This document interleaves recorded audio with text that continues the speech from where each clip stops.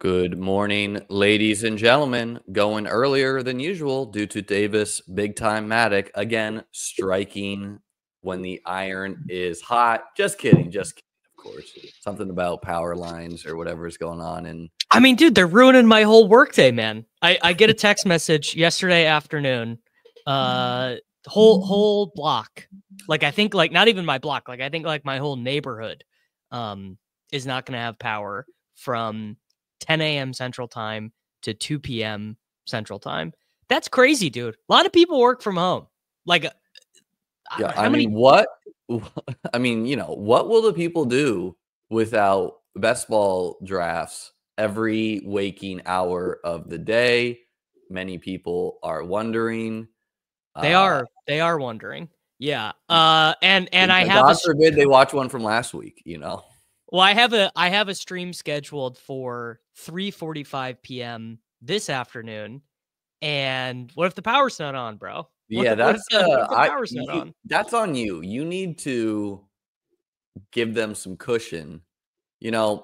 I mean, Davis and I are already in here, by the way. I pulled the 111. Davis at the 102 here. My channel, obviously not one to emulate in any way, but I've, other than our show, Davis, really never given people any heads up about going live. That's Yeah. right. Got a haircut. Thank you. Took my girlfriend a little bit while to notice, but the chat, they got it right away. They got it right away. They got it right away. Yeah. Shape 2. It was just time. But I mean, I think the people could deal with a little bit of at here going live in your Discord, So I'm not going to do the at here in the Discord because I have a lot of people who are not paid members. They're just there out of nice, like Peter's in there, Karane's in there, Sacrilegious is in there. I'm not, I don't, and no. Is Peter gonna receive a Discord notification? How dare? Well, How dare you? Plus EV for me to know that people who subscribe to who are YouTube members or whatever, that they are in a Discord with those guys. Nothing easier to leave a Discord than when you get an at everyone that you don't want. I mean, that is the easiest way to leave a Discord. For me, the at here's are staying here. If you are so upset that I tag my own Discord that I go live, feel free to leave. Peter, Pat, anyone. Twitter, useless. Utterly useless as far as advertising when you go live now. Very useless. Unless someone has and people are always like, man, why aren't you telling me you go live? And so I think it's a perk of being in the Discord because people want to be in the drafts with us. Turn the notification on, brother. Yeah, but like the people who do that is far and few between. So no, I think that's silly. I mean, look, the people are going to figure out you're going live regardless, especially if you're giving them a schedule. But yeah. Okay, so you went Saquon at the 102 trying to rectify your sins of past Christmas. I do think, Amon-Ra at the 111 does feel like a gift where it's just kind of like, because what's happening in these first couple rounds is it is a little bit of, hey, here's the new ice cream flavor. We're bored of Amon-Ra. Yeah, we're bored. Yeah, gotta take Brian Thomas Jr. over Amon-Ra St. Brown. Gotta do it. I mean, I think Brian Thomas Jr. is a good pick, right? I'm not mocking it, but like, well, I think what's interesting, I guess, relative to last year is the second round is good again. The second round has good players again. The second round last year felt so brutal, but you like everyone you click in the second round now. Well, I mean, I had a top DFS guy who texts me occasionally asking about like Bills things. And he texted me, he's trying to get more into best ball. And he's like, what's Brian Thomas Jr. doing being a 1-2 turn pick? And I was like, I get the sentiment because when you look at the market and you can get Chris Olave, Jalen Waddle, DK Metcalf, Devontae Adams, Devonta Smith, like in the 4-5 turn area. It is kind of like, okay, is Brian's range of outcomes in a median sense that different than those guys? Probably not. In a week-to-week sense, is it that different either? Also, probably not. At the same time, the biggest thing about best ball that like some people struggle to understand is you need to start 3 wide receivers a week, period. Right. And not, I do think wide receiver feels pretty good pretty late in the draft, but no, see, I disagree. I think wide receiver, after about wide receiver, I don't know, let's call it 45, goes to like, I think that is your basically the Quentin Johnston range. Well, no, it feels pretty good because, like, I mean, that's just objectively not true. Wide receiver 40, like these guys all feel good still, but there's like some people might be feeling good with like Amari Cooper and DeAndre Hopkins, and those guys could both like retire and or be zeros, right? So you might feel good about some of these guys, but you're banking points with Brian Thomas, and I mean Brian Thomas, if you like kind of like extrapolate his end of year, is borderline wide receiver 1, plus you have the effect of like Liam Cohen.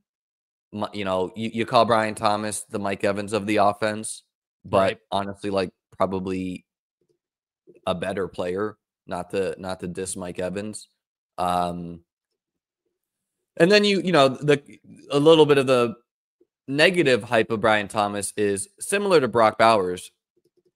Both of these guys benefited from players vacating targets in the offense pretty early in the season, where with Brock Bowers, it was Devontae Adams being traded, right? And with Brian Thomas, it was literally everyone getting hurt, right? Evan Ingram, Christian Kirk, Gabe Davis, but also his quarterback, right? And he produced with Mac Jones.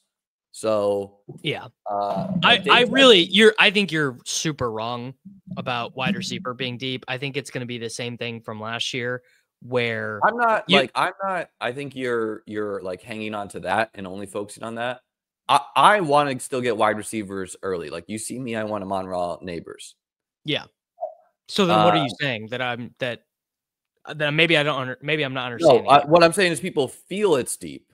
Oh, right. Yeah, wide receiver is not deep. This is like, what is the projected point delta between let's call it Jordan Addison and Amon-Ra St. Brown? Is it 100? What I am saying is Brian Thomas is drawing very live to be outscored by Waddle, Smith, Devontae Adams, Olave, depending how the year shakes out. But that does not matter because you must start 3 wide receivers a week. And Brian Thomas, like on a bad season is probably going to be around 1,200 yards, 8 touchdowns,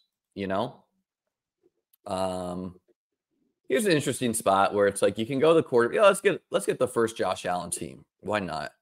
Pick 38. I do think the ADPs should settle around here. I think the people taking quarterback in round 2 are just like are antsy in a sense. And if you had let me finish the point, what I was trying to say, Davis, is I do think the people who are just going to hammer running back in the first round are missing the point of last year, where the point is not. Yeah, you're right. The point is not you need Saquon Barkley. You need Gibbs. You need Bijan. All these guys are awesome picks. Don't get me wrong. But the point is that the elite guys at wide receiver that separate, they do dry up somewhat. And yeah, it's like, particularly some of these rookie guys are going to be smashes. Jaylen Warren, you can see being a borderline RB1. J.K. Dobbins could be a smash again. Swift, Najee Harris. Yes, Najee I don't like actually at all. He's shown no ceiling really at any point in his career. Swift, if Gene doesn't land there, he could pretty much do similar. Like he put up 200 points this past year. I mean, all these dusty vets are dodging someone, but just the way it's going to shake out, some of the dusty vets are going to be safe. There's, just some of the dusty vets are. I don't know if it's gonna be I don't know if it's Najee Harris. I don't know if it's the Jaguars. I don't know if it's the Bears. I don't know who it is, but I do know some of the dusty vets are not gonna end up with any competition. Yeah, like I mean, I think Kyron and Chase Brown are being lumped in this. Like, I don't think Kyron and Chase Brown belong in the same conversation as Joe Mixon. Where Joe Mixon's risk, Joe Mixon was a great pick this past year, right? He was like RB6 or something for a long time. Mm-hmm. But his range of outcomes seem significantly worse to me than Brown and Kyron. Where in Kyron's sense, like Kyron in all likelihood is going to be what he's been these past couple of years. And at a worst case, he'll be like 70% of that, which is still like 4th round value, right? Chase Brown, I personally think the Bengals are going to roll with him and a worse player where he'll be the RB1 most of the season. Worst case, he's the 1B where he is sharing the workload. Like, well, yeah, worst case, he is what it was last year. Yeah, which is like to start the year. Oh, no, I don't think that's I really don't think that's in the range of outcomes. I think that's just like ignoring what he was and like he's not out for he wasn't he wasn't that good. He got the ball a lot, but he wasn't that good. Like he didn't have a high PFF grade, super high yards per carry, right? But that like efficiency. I don't care how good someone is if they're going to get 5 targets and 15 carries, and they have explosive play capability, right? Which like that is the difference between like Saquon and Gibbs. Is Saquon and Gibbs can house an 80-yard touchdown, and we've seen it from both of them. Yeah, Bijan really doesn't have that in his bag of tricks, right? Like Bijan is kind of like Saquon on the Giants, but where it's like he's gonna get all the touches. Didn't he start to get some explosives last year? Maybe I know he didn't as a rookie. I honestly I haven't looked back. Let me pull up breakaway rate. He's going to have some explosives, but he just doesn't really seem to have the long speed that they have. And I do like, but at the same time, like Achane is a guy you would have said has that. You would have been like, yeah, Achane has the long explosives. And then he didn't the next year. Right? Bijan, behind Ramondre Stevenson, Najee Harris, Tony Pollard in breakaway rate, 17.3% breakaway rate, had only 12 rushes of over 15 yards. So, there's some credence to what I'm saying. Like JT, we know still can hit a home run, which in the game of best ball really matters because you want to be hoarding the guys who can break the slate week 17 and in the playoff weeks, right? Right. Bijan's going to be a great pick, right? He's going to be RB whatever 5 or something. He'll have, like there's some values in, I don't know to like call him like the Justin Jefferson of running backs, where not that likely to give you 50 to 40, but he's going to give you 20 to 30 a lot, right? But yeah, I do think we should be breaking ties towards the guys who can absolutely break the slate.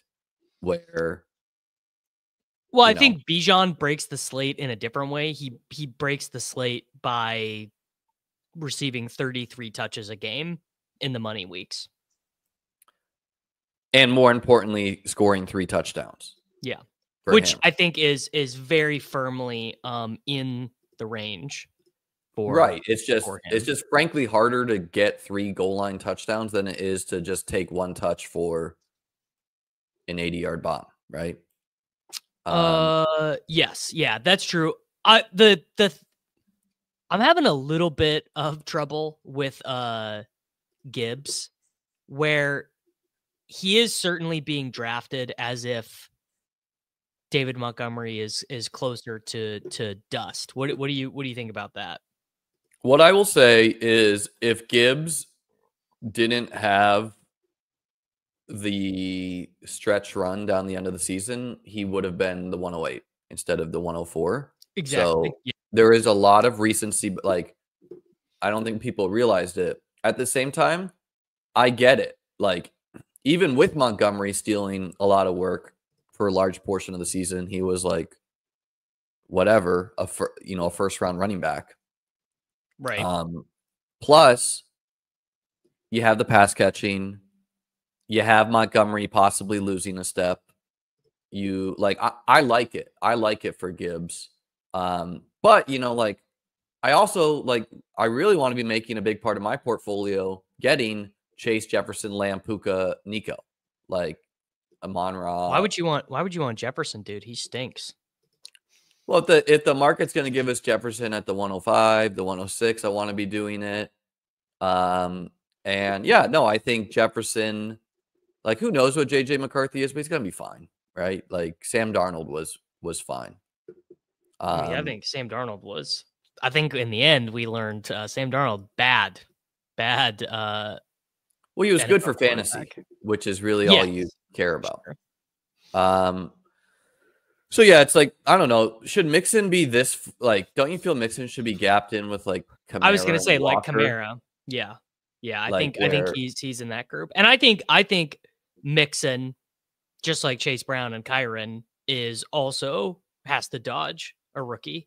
If I had to rank those guys, yeah, Mixon, I think is most likely to be severely impacted by a rookie. The other thing with Mixon is they just fired their OC for being the most like run pass guy in the league. Mm-hmm. And so if we get an innovative OC for the Texans who is like, now we're going to pass more. Yes, that can result in more touchdowns for Mixon. But right. Like, even if you're right, where a team passes a lot, there will be weird seasons where like the year that Jamal Williams smashed as a Lion, it was just guys getting tackled at the 1 inch line, like again and again and again. And that happened to AJ Brown too, like the year before Saquon. Amon-Ra St. Brown got tackled at the 1, I think like 6 times. Yeah. This is kind of how like I want to be building a hyper fragile team where it's like I get 2 studs. And like if we look at me versus Bitcoin here, Bitcoin has Achane, Henry, Chase Brown, Mixon, Jaden Reed, Josh Downs, Cup. And I have Amon-Ra Neighbors, Kyron Walker, Warren Jones, where like I'm drawing really live to actually just straight up outscore him at running back points, right? Like I wouldn't call myself a favorite, but that could absolutely happen. And Amon-Ra Neighbors, like I like some of the gambles he did. Like Cup, okay, he's got to just like bet that he's getting a big wide receiver hit. But I'm going 4 running backs early. I'm gonna stop, maybe even at 4. I already have 2 anchor wide receivers. I have an anchor quarterback, an anchor tight end, and just fill it out from here. And I'm not just taking Darnell Mooney because I need a wide receiver in the 8th, right? I'm like, okay, Aaron Jones, ideally he'll be around 200 points, right? He is a free agent. Where do you think he's going to go? Is he going to go back to the Vikings? Yeah, they're kind of in a tricky place money-wise because they're trying to figure out the whole quarterback situation. And like I believe like 8 of their defensive starters are free agents. So I expect Aaron Jones to be on a different team, and I expect the Vikings. The stuff I'm reading is like Thor Nystrom, who's a big Vikings guy. He's saying he thinks they they might just take like 2 or 3 running backs. They might just load up and take multiple guys, which feels right because Aaron Jones.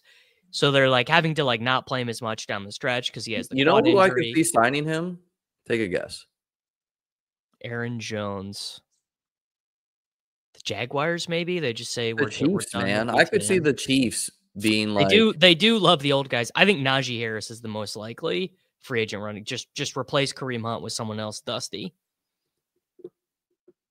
If they want that, I mean, does Najee even have the ability to like move piles like Hunt? Like Hunt's not going to get you yak, or your run at rack, I guess I should say. True. But I don't know. I could see them taking a rookie and then also getting Jones as the kind of what like Kareem Hunt used to be for them as like the explosive guy. Like the thing about Jones is he's not that dependable, which maybe the Chiefs would value. Like the number one thing they want is a dependable guy. That I think that is like pretty much what they. If you look at the type of guys they sign, Pirine, McKinnon, Carlos Hyde. McKinnon was a gamble though. You know, he had a bunch of injuries. I wouldn't But call him like they signed him for nothing. I think the free agent running back class Jones is will be so cheap. bad. Jones will be cheap. So well, maybe he should be cheap. The thing I would be concerned about if I was a team that wanted Aaron Jones would be the running back free agent class is so thin that Aaron Jones will be like, you got to give me $10 million a year, bro. No, he's gonna be cheap. He probably is gonna want to try to get a ring too. So I could see him doing it. He does want to stick it to the Packers though, so maybe that like maybe a bear, like maybe he is the Aaron Jones and DeAndre Swift would be the all-time my legs hurt yeah. running back room. I don't like Pacheco's a weird one. I think Pacheco is the team would I don't think be planning on Pacheco being the starter for them next season. No, they're gonna get a guy that can push him, but it also wouldn't be that shocking if he's a decent value. You know, he's going like I don't think Najee's a great pick. You know, he like you need to hit a pretty nice parlay with him, where you need him to get with a team that is good enough to score enough touchdowns and doesn't add competition, right? And like, couldn't you just as easily see, you know, him being like on the Titans, but he just doesn't have any explosive capabilities. So, like sort of the way what Tony Pollard was, but he's not Tony Pollard. So sort of the way I've been thinking about Najee, and like obviously I've hated Najee for the entirety of his NFL career, is that it's a really bad free agent running back class. So the team that signs Najee, I think, is probably going to have done their due diligence on the draft class and say, we have different needs. We are not going to be chasing Amarian Hampton or Caleb Johnson or Cam Scadaboo, and we're just going to sign Najee, and that is going to be our grinder. And they're, you know, obviously like it's free agency, it's self-selecting. It's going to be a team who wants him. You know what I'm saying? And maybe my read is wrong, where Najee ends up going to free agency and gets less than Rico Dowdle because he's terrible. But in the right situation, I mean, running back talent is like just not that important of a part of the evaluation, I think. I could see him being the Zach Moss to Chase Brown, but yeah, I think that's right. Know? Yeah, like what is the ideal place for Najee other than the Chiefs being Kareem Hunt? Ideal Najee spots.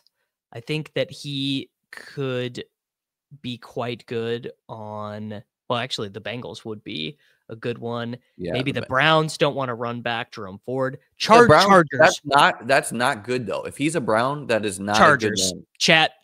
The three guys in a row just typed it in the chat, and they are definitely correct. It's the Chargers. The Chargers would be the nutted spot. I think even there, he's drawing very live to just like be 10 half-point PPR points a game. He's drawing live to suck anywhere. Like he's like drawing live to just be like this year's Zamir White. Yes, yeah, that's actually a very good comp, Liam. I like that a lot. And I mean I have backed off of him a little bit. I was taking him a lot. He opened up like as the running back 41. He was going in like the 12th round. I think I took him once yesterday. I don't think this guy, like, I'm saying Najee's a bad pick because a rookie is quite likely to displace him.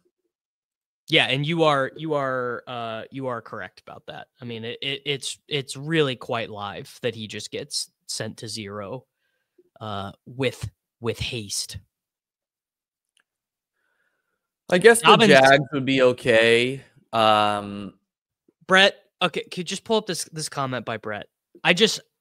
I love you guys, man, and I love talking about football with He's you the guys. only one that says that, man. We So, we like, you just love focusing on, like, the one negative voice in the I crowd just want and everyone to be amplifying it. serious. If we're gonna talk ball, we gotta be serious, bro. We just have to be serious. Yeah, but Davis, people know they can just say something wild and they will get amplified by you. Like, Well, you need to ignore that a little bit. I'm Brett could have doing straight my up been best. trolling because everyone's being like, this running back class is great. So the one guy who's like, this running back class is terrible. So my team, unusual team, Josh Allen, some value there, but I don't think this will be value in the long run. Kyron, Ken Walker, Warren, Aaron Jones, J.K. Dobbins. I'm done. I'm done at running back. You know, and it might not work out. Like, Ken Walker could lose his job to Charbonnet. Kyron could definitely lose his job to a rookie. Warren, a rookie as well. Jones and Dobbins could just be like twos and or hurt. George Kittle, first share of him, pretty cheap as well. Little bit of division correlation with Kyron and Ken Walker. Amon-Ra, Neighbors, Marvin Mims, so definitely thin at wideout, going to be hitting that a lot. Almost certainly stopping at 2 QBs, having Josh Allen. Davis's team, Saquon and Bucky, anchor in his running back room. JSN, who I think JSN is overrated in the market compared to some peers. Like, I don't know. He just doesn't seem like a great half-point PPR guy to me because I don't see a huge touchdown upside. Other than him just being like taking yet another step and being transcendent. So the thing is I think the Clint Kubiak hire was quite good. I think remember, after week 2, everyone's like, oh my God, but like they should just fire Dennis Allen and hire Clint Kubiak as the head coach right now, Yeah, it was great for Rashid Shaheed for a team that didn't respect Derek Carr. Well, if you think defenses didn't. If you think about it, I mean, who is the better fit for the Shaheed type stuff? It's probably JSN. JSN is kind of the better fit for like the weird, pre-snap You wouldn't motion. call DK Metcalf just a better Rashid Shaheed? I mean, or DK Downfield, Metcalf, just a great, big, great fast. player. I like Metcalf too. I think Metcalf is like JSN might outscore Metcalf, but I think if you're trying to comp Kubiak, it's pretty nice to get Kincaid as the stack with Allen too. Reasonable cost, probably going to stop at 2 tight ends. They're going to go super volume at wideout. Kittle, arguably biggest ceiling of all tight ends in fantasy in a singular week. Kincaid, you hope to have a consistent floor, another year healthier. Gonna load up on wide receiver from here, probably. Yeah, what's your positional distribution gonna be? Are you gonna do 10 wide receivers? 2, 5, 2, 7, 9. I'm gonna do 11. Yeah. Yeah. I mean, I probably won't build any teams that way, but I like to vary my builds. I was gonna say it could just be a huge mistake. And like Travis Hunter, gambling on him here feels pretty good. If he's a 0, we got 11 other guys, right? And then again, Amon-Ra, Neighbors, 2 target hounds. You hope that they are consistently hitting the spots. And so I like adding Mims and Hunter, 2 guys who probably don't have quite the floor, but have nice individual week ceilings. Seems pretty good for best ball. And finishing up, I think this team is like a great. Hunter was like exactly what you need on this team. Like you need a guy. It's pretty nice to get him to fall there. Yeah. Like either this team is dead anyway, and it doesn't matter, or like the range of your wide receiver room is you finish 12th in the pod, but like if Mims and Hunter are smashes, then you can win the pod by. Or even just give me like 4 big weeks, Because finishing up your team, Zay Flowers, Waddle feels like a really nice pick there. Luther Burden the third. I've seen him comped as like 15th overall. Some people were calling him Laviska Shenault in my other stream. Juwan Jennings, who big upside, big downside. I think he'll be a pretty decent pick. Njoku and Goddard. What are you doing? Are you planning to stop at 2 tight ends there? I mean, I'll just save it for round 20 and decide then. Yeah, you I totally could could stop at 2 with this duo, is what I think. yeah. Uh, The thing is, I mean, 30, Tua. I'm doing a lot of 3-6-8-3 just because of bye week injury, concussion, like it's probably overly safe, but I do like to build this way. It is supposed to be the optimal depending on how you, as far as like advancing and scoring the most points. I wouldn't say it's not always going to be the optimal as far as what will win. I actually think the riskier thing about mine is like I have enough running backs who could be really good picks, and all of them have downside too. Where with me, I like I'm going to I just stop at 5. I just auto drafted because I couldn't make a decision. I was like totally paralyzed there, and I auto drafted Xavier Legette. I was like, I could take a quarterback, I could take Wicks, I don't know, and then it just auto draft. Doesn't happen to me a lot, It but happens sometimes. it does. Every once in a while, I'm like, I really can't decide. But yeah, these running back rooms, like literally all of them could not return value, and I'm going to stop at 5. So it's like I could get the double whammy where I'm not getting the running back points and I don't hit on some wide receiver guys.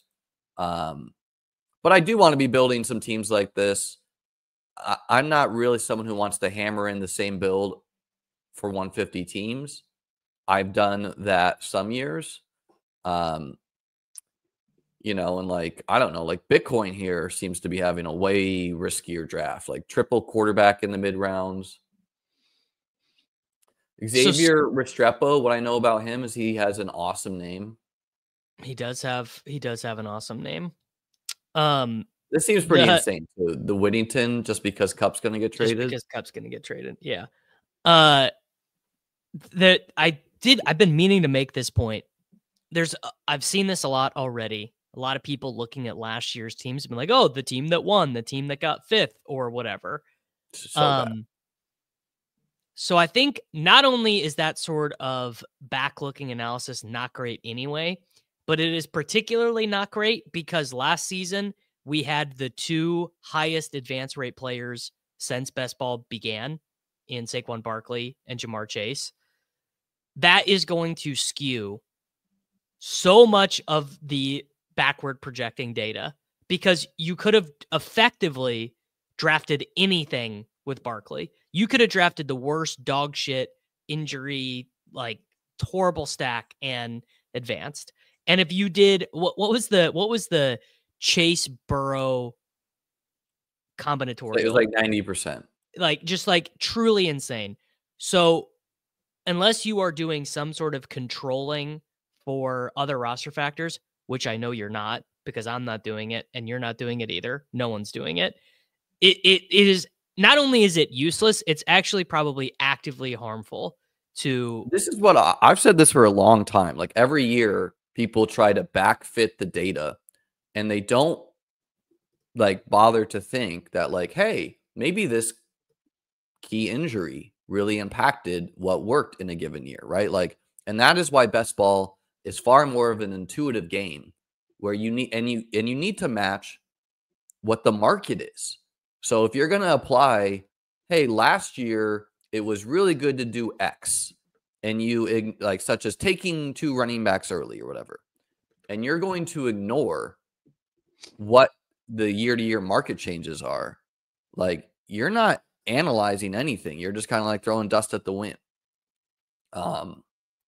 I think Cedric Tillman's a really good fit for this team too, where big weekly upside. Yeah, you just need to be courting as much risk as possible right now, I think. With and I mean, like, is he even that risky when he goes next to Troy Franklin? I mean, risk in the sense of Cedric Tillman could not be playing football this year. Risk for him is that the concussion, but like, that would be pretty unusual to me. 3rd round pick.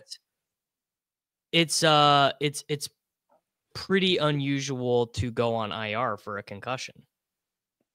Yeah, but if we add some context of the team, like terrible team, never was making the playoffs, promising player, it's possible. It's certainly possible that this was like the worst concussion ever and he's going to retire. But I don't know. Seems pretty unlikely to me. Like third year player, third round pick was looking like a star, talent star of team. You know, they're going to have a new quarterback. Yeah, people are saying Olave went on IR too. Yeah, and I think that had to do with like their teams being so bad. Well, Olave has had 5 concussions since 2020, so I think Olave is in to a zone for concussions. Right. So I guess the point, like if you're someone who's drafting Olave, which I am, you should for sure be drafting Cedric Tillman. Sure. I don't love Olave. He's fine. I mean, you know, obviously so much I of this like is him a lot, unknowable. man. Like I think this is an edge just to be like, hey, this guy was going in the 1-2 turn second round for multi-years running, and now he's commonly a 5th round pick. Same reason I like DK Metcalf. I like Jalen Waddle. You know, like they just seem like the wide range of seasons they're going to return value. Cam Ward, pretty nice pick for you there because he's supposed to have some rushing ability. Yeah, he runs a little bit. It'll be sort of interesting actually to see if any of that, because sometimes you do see with these guys when they have the ability, they don't do it in college because it's kind of unnecessary. But it could certainly be more necessary. Like CJ Stroud in the playoff games. You know, he fucking was killing the Chiefs with those scrambles. People seem bored of Geno. I don't know if I'm gonna have a wide receiver stacked with him, but I do have Ken Walker, and I do think it's possible Xavier Restrepo lands with the Seahawks. I saw Luther Burden mock to him. They are gonna need a third wide receiver because Lockett is either you know, Lockett I think is probably close to retirement or being cut. I mean, he might just restructure his contract. But he's not going to be a Seahawk, I don't think. I think, you know, like you got Jalen Royals. Hey, just loading up on the rookie uncertainty seems good for my team too, as someone that's going to be taking a lot. What round do you think Jalen Royals is going in the draft? I think he probably, because he got hurt, is going to be a day 3 pick. But I kind of like him actually. He's one of those guys when you watch him, you're like, oh, what? How did this dude end up at Utah State? Let's see where he's at on. What about Xavier Restrepo? Restrepo, I don't like. He is like. What will the NFL do with him though? I mean, I just think of him in your mind like Ricky Pearsall, like an overaged, borderline the guy you needed week 17. Sure. Yeah. I mean, I didn't think he was a particularly good prospect. I normally. So you're saying Restrepo might be a tail end of the first round pick? No, I don't think any way he ends up being a first. I mean, Pearsall was a bad first round pick. Like you can objectively. I don't even think that's fair, dude. He got shot in a robbery, and then when we actually saw him like heal up, he was studly on the field. Well, I'm not saying anything about the results. I'm just saying that, like, with the objective data they had at the time, it was a mistake to take Pearsall instead of McConkey. Probably a mistake at the time. That is results oriented to be like, hey, this guy McConkey was the best pick there. That's just how everyone liked McConkey though too. To be fair, yeah, that's just how I had a lot of him in the big board. Reports on Ricky in training camp too was that he was like lighting it up until again he got shot. Yeah, I mean, it's just I thought he was a not great. I mean, he was like 24 years old, so it's just the history. Again, we got to adjust the age curve stuff. We got COVID science available today. Like, I think some of this stuff is old news trying to fit to new trends. So the reason why the aging curve stuff always sort of matters is that you should be beating up on college kids if you're 23 years old, right? But producing as an 18-year-old in college football, much more, you're smaller. I understand the reason behind it. I'm just saying that there is some context both with what COVID did down the line too, like people doing whatever, JUDCO. And everyone has a different path. Like by and large, probably you don't want to be old if you can't beat up on kids. And I mean, I don't know, like Ricky Pearsall looking like he could be a good pro. If they're all 49ers, who do you think is the worst pick? Debo, Ricky, Pearsall, or Ayuk? Ayuk feels like the worst one to me right now because he's got the widest range. And I also have just kind of been a little bit lower on Ayuk's skill set in the past anyway. I think that's kind of crazy. Like Ayuk, once he heals up, is like going to firmly be on the field and good. It's probably Debo though. It's definitely Debo. I feel like Jennings and Pearsall are like so locked in, and they're also they're the cheaper ones. Debo and Ayuk are more expensive, so I guess I would just break it on cost. Man, I just like really don't want to do Hopkins. What do you know about Savion Williams? I actually really like him, but he's the same thing. He's really old. He was a 5-year player. I mean, yeah. Dami Brown's a free agent, but I don't like the Commanders could just re-sign or they could sign like someone like Darius Slayton to take his job. But he also was like pretty good for them, probably won't be that expensive. Hopkins in the 17th round, it's like, dude, fine. I'll plug my nose and try to bank that. Because he was hurt this year, so wouldn't be impossible for him to like heal up and be Adam Thielen-esque. Yeah, I guess it's possible. I mean, I'm not really taking these like 30-year-old guys right now, but like that's probably a leak, honestly. Like who's more likely to put together a 180-point season, DeAndre Hopkins or some fucking rookie from TCU? Well, like Malik Washington, dude. Like we don't even know if this guy's a real wide receiver. He didn't really show anything his rookie year. How much was he playing last year? I honestly don't remember.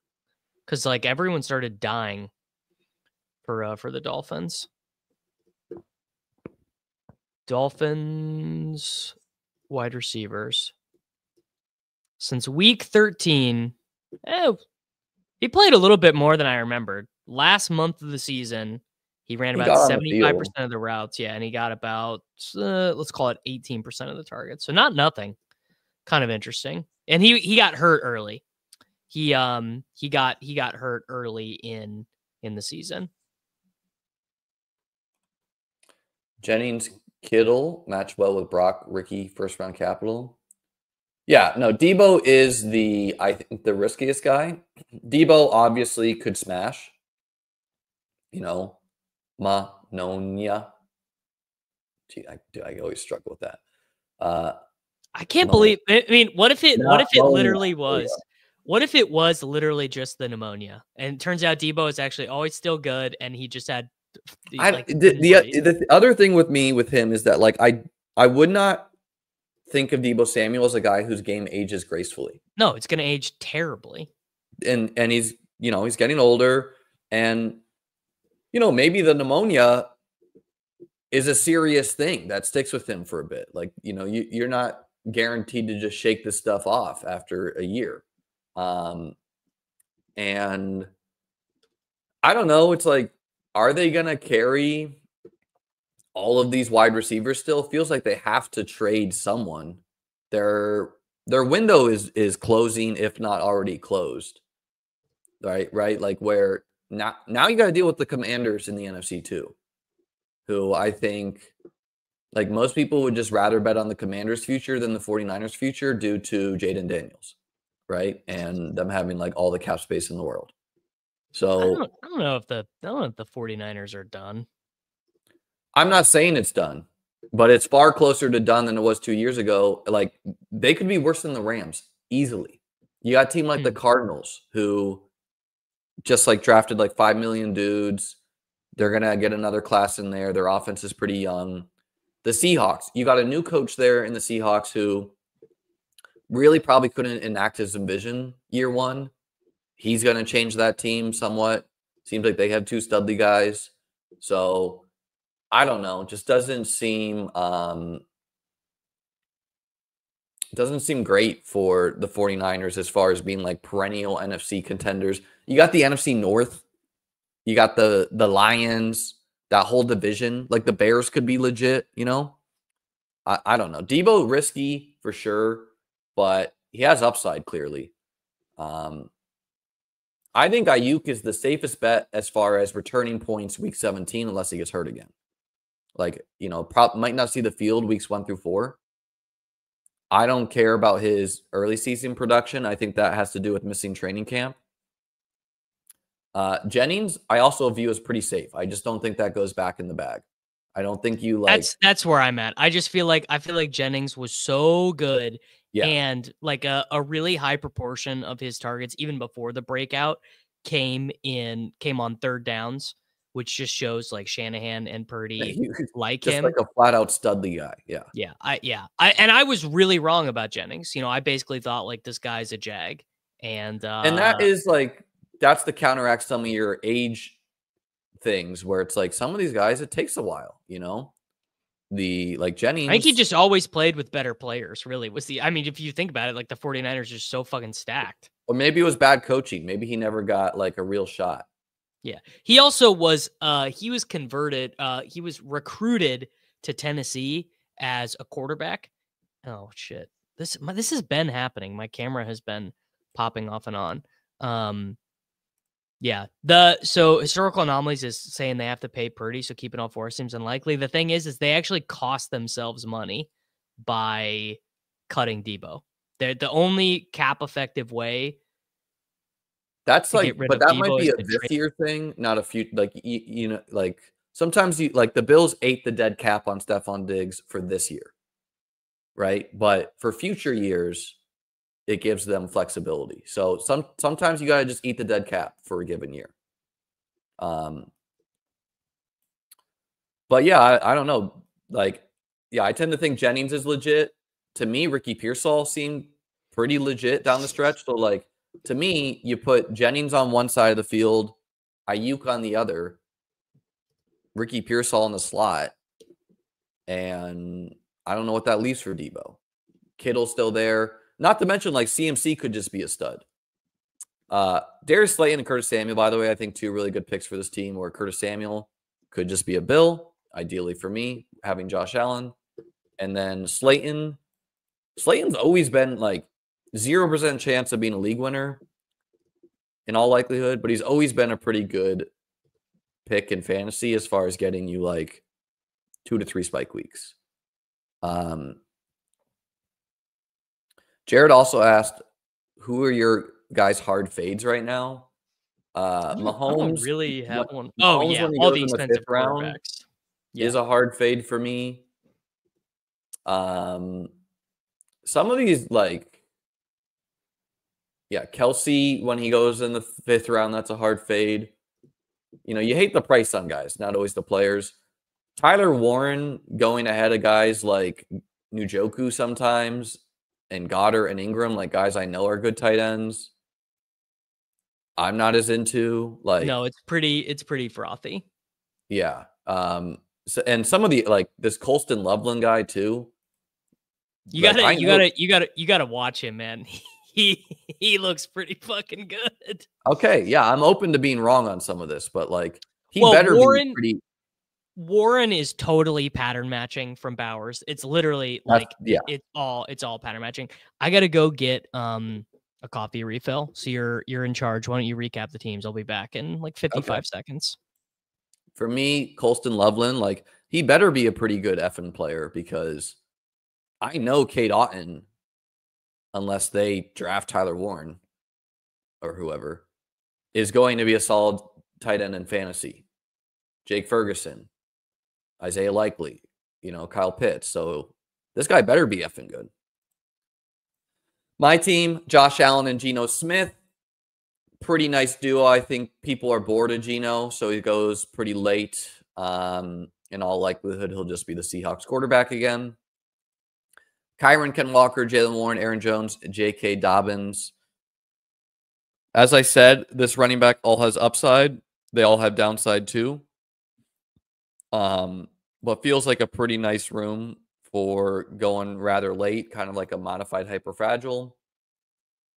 Amon-Ra and Neighbors as my anchors. I mean, we know these guys are going to get targets. And then Travis Hunter, or Marvin Mims, Travis Hunter, Xavier, Restrepo, Cedric Tillman, Jalen Royals, D-Hop, Dami Brown, Darius Slayton, Curtis Samuel. Leaned into some risk with these guys. You know, Travis Hunter could be a smash, could be a 6 routes a game. You don't know. Cedric Tillman could have to retire, could be a smash. Tried to get a mix of guys who have some really high weekly ceilings, like Mims, Slayton, Dami Brown, Tillman, Hunter. I know these guys have high weekly ceilings. Curtis Samuel feels like a nice wide receiver 11-2 for the team, where you chalk up his bad season to turf toe. And I don't think the Bills are likely to add a Studley guy. Got some rookies in there as well. You don't think the Bills are likely to add a Studley guy? I mean, what, they're going to be like pick 30 in the draft. And so it just feels like that is what they're missing. And they've already taken their medicine with eating some of the dead cap. Like, I don't know. I feel like if it seems to me like next year would be the year to get it, because this year they don't have a high enough draft pick. Free agency is pretty terrible. Is bad, right? Yeah. Where it's like they're not getting T. Higgins. Where's Josh at in his mega deal? Does it descend at all? I don't know. And then Kittle and Kincaid both have some risk. I'm betting on Kincaid being super injured as part of the reason why. And then Kittle obviously age, but both have the ability to be top 5 tight ends in the given year. Only went 2 to give me an 11th wide receiver. My opinion is the Bills will, like, you know, they'll develop Keon Coleman. Rookies they typically bring along slowly anyways. Davis's team, talk us through it. All right. I did 3 quarterbacks, 6 running backs, 8 wide receivers, 3 tight ends. Purdy with Jennings, Tua with Waddle and Jalen Wright. Cam Ward, I'm playing this one like he is a Cleveland Brown, so I have him with David Njoku. Running backs, Barkley, Bucky Irving, Devin Neal, Jalen Wright, Brashard Smith, and Keaton Mitchell. Someone asked me this yesterday, like if I was trying to leverage against 31-year-old Henry, what would I be doing? And I think Keaton Mitchell is the answer, because Hill's role is not going to change. And then in the end, well, Hill's a free agent too, right? Hill's a Hill is a free agent, but seemed like Keaton Mitchell was ahead of Rasheen Ali as like the rushing back, and Ali was like playing on some passing downs. So I think I'm going to start mixing in a little bit of Keaton Mitchell here at the end. I think Keaton's a good gamble too. Yeah, he was very good, and they didn't cut him. I always love when a guy gets hurt, comes back off the IR, and he doesn't get cut. And Rasheen Ali was terrible. Yeah, I kind of liked Rasheen Ali as a prospect, and it didn't happen. JSN, Zay Flowers, Jalen Waddle, Luther Burden III, Juwan Jennings, Xavier Legette was a panic pick where I didn't know what to do. Not that it's that bad, but I don't love him. Jaden Higgins, who I do love. And Elijah Moore has been my bailout guy at the end. Yeah, he's a great pick at the end, I think. Yeah. And then I wouldn't Goddard. I've been going Slayton. I do think you should be mixing these guys, right? Because Moore could lose his job too, you know. Well, Moore is a free agent. So that's what I like about him, is that Moore is a free agent. So same thing I like about Darius Slayton is that he's a free agent. So he is likely also, it's crazy, like Elijah Moore is somehow terrible for fantasy and has had like 3 years in a row of 100 targets. Which, yeah, but he is just like so not been a great half-point PPR guy. No, he is stunk. He had like a good run with Flacco. No, but that's why I like Slayton. Like the dream spot for Slayton is the Commanders, right? Opposite of Terry. But worst case, you know, could he not do what MVS did this past year, where MVS had like a bunch of random touchdowns? long touchdowns, you know. Like he seems like a really good half-point PPR fit. Man, the wide receiver what's the deal with agents, Oronde Gadsden II? he is just like Harold Fannin, but you can get him in the last round. He was I'm getting a T, Davis. Hold us down. Yeah, he was a tight end in name only. By the way, I'm looking at the I just pulled up the free agent list of wide receivers. This is how bad it is at wide receiver. You guys tell me if you think this is right or wrong. So number 1 wide receiver is obviously T. Higgins. Then number 2, it's Chris Godwin. I think 3 is probably Keenan, but he said he's only going to play for the Bears or one of the Los Angeles teams. Then I think it's definitely Hollywood. Then it is like dust on dust on dust. Amari Cooper, Darius Slayton, Stephon Diggs coming off the ACL, Josh Palmer, DeAndre Hopkins, Mac Hollins, Tim Patrick, Tutu Atwell, Brandon Cooks, Rondale Moore. So I think, Moore is probably like the 6th or 7th best free agent wide receiver. And if he's the 6th or 7th best free agent wide receiver, there are plenty of teams that can use what he does. He's basically Wan'Dale Robinson. And if he is basically Wan'Dale Robinson, but ends up in a spot where he can earn, 87 targets, couldn't he get, but the wide receiver class is terrible. So like if you like any of these guys, maybe you are still a Deontay Johnson believer. Maybe you are a Nick Westbrook-Akine believer. Maybe you're a Kavonte Turpin believer, or maybe you really like Noah Brown. Noah Brown is a free agent. So I don't hate trying to go after some of these free agent guys. Whoever, maybe I kind of think Amari Cooper and DeAndre Hopkins are done, but maybe they have enough left in the tank that they're not done relative to the other free agents available. And it's not a particularly great rookie wide receiver class either. Like if this was a Chase Jefferson style rookie class, then sure. Yeah. Ship it. But I don't think it is. I don't think it looks like that at all. Yeah. Pepper Tony is saying, is Amari Cooper even verified to be alive? Honestly, is he? He got the 3rd and 5 screen, or the 3rd and 10 screen, where he got to he got like a 4-yard gain or whatever. Hopkins could be the best pick on the board. I don't think so. I don't think that he could be the best pick on the board, but I think he could be fine for what he costs. I don't think he is, I don't think he's got any like wide receiver 1 seasons in his range of outcomes, but he could be okay. I would probably go the other way. First round started here. Liam is up in 1 pick. We'll see if he's back from getting his tee. First round, Chase, Jefferson. Wow, Jefferson ahead of Barkley. Jefferson ahead of Bijan. Then CD ahead of Jahmyr Gibbs. So I took Gibbs at 6. Neighbors, Puka Nacua, Amon-Ra St. Brown, Brian Thomas Jr. Chess, Liam gets Nico Collins. That feels like a huge gift, man. Getting Nico at the 111. Yeah. Yeah. Back to back. It is. 111s for me. Davis, you go Gibbs after previously being wary. What are you trying to even out there, or sold by my arguments? I think one of the things that I learned last year was just you probably don't know more than the aggregate of the market in the first round. So unless not that I was fading anyone intentionally in the first round, but I just had Jefferson ranked so high that it irked my distributions of first round picks. And I'm just not really going to do that this year. Yeah. You had to have known that was risky though. Like if you're going to just hammer a guy, he has to be the guy you need week 17 too. As far as the game we play. I went Nico and AJ Brown, the classic body type match, big guys, win downfield, score touchdowns. I think it's nonsense the Eagles will trade AJ Brown or whatever. It's like you see the Patriots guys are like, we're gonna get AJ Brown. I don't think that's happening, but I mean that's a added benefit, I guess. No, it's not happening.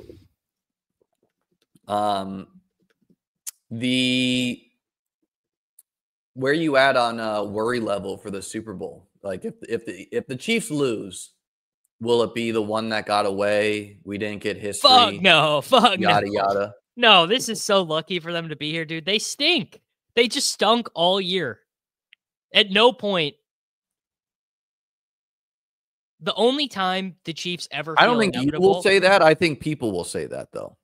Sure. Like, oh, the 3P, blah, blah, blah.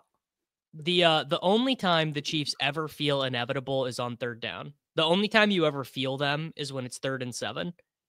Every other time they just feel like to me. Yeah. Yeah. You know. The Eagles have the better roster, they have the better players, but the Chiefs have the best quarterback and they have the best coach, and that is like, I don't know, 59% of the battle or something in a football played the game. first round pretty well. But I could be burned by it, you know. I don't know. This year in the first round doesn't feel like past years where I don't want to fade anyone. They're all really good picks. None of them looks like bad picks to me. Like the only thing I could say is I do think the risk of Saquon and Bijan maybe Barkley is so fucking risky, dude. He could stink. He could just, the guy scored fewer points last year than Dalvin Cook's best season. It just really, like, I'm not gonna fight also it. He had like, you know, like 10 like 60-yard touchdowns or something like that tends to regress as far, you know, instead of being predictive. They're only risky because you have to take them at the expense of the stud wide receivers in the league. Henry and CMC are also risky guys. All of these guys have huge upside, right? And so, man, it's really hard to just pass up on getting Kyron. I also kind of want to do some weird, like, Allen, Jaden Daniels team eventually, but I don't think this is the team for that. Kyron, dude, like, I don't know. 3rd round Kyron, again, why not? I think your hope for AJ Brown is that the Eagles' defense is worse.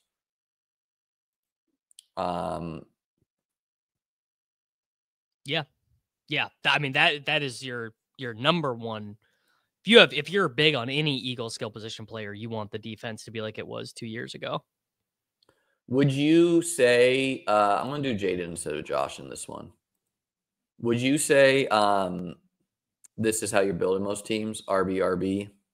No. Fill out wideouts? No. I would say mostly I start wide receiver. I mean, it just depends on the. I like the wide receivers in the 2nd round more than the running backs, but I thought let's do a boomer. Let's do a boomer start. I mean, Gibbs, Taylor, DJ Moore. That's like running back, wide receiver who plays like a running back. And I was hoping that the perfect pick would have been Terry for you as far as like getting the boom. Yeah. I was hoping that Worthy would come back around to me. He did not. I'm going to take JMO to pair with Gibbs. I feel like they're Worthy over JMO is pretty bold of the market. Like Worthy, great player. He gets the ball like twice as often. I don't know. It's just if Rashee Rice does return, the Chiefs for sure are going to add some weapons because you got Kelsey, who could retire, Hollywood, who's a free agent. Worthy's definitely a good football player. But I think Worthy Jameson Williams, dude, just seems like an absolute star. Does he not? I think they're actually very similar in terms of the way they.